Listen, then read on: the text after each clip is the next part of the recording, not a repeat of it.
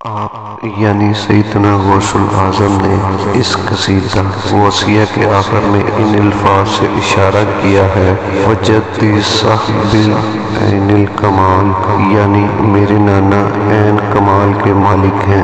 آپ ہر پاکیزہ درود اور آپ کی آل پر کامل ترین طائف نازل ہوں۔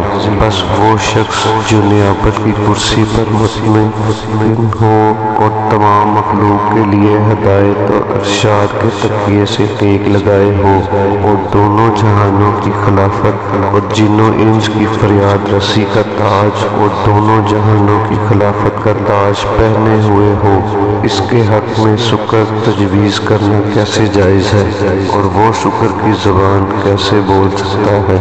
بیان الاسراء صفحہ 8۔ من جانب شعبہ نشر و اشاعت دربار قادریہ فاضلیہ بٹالہ شریف، فاضلیہ کالونی، فیروز پور روڈ، لاہور۔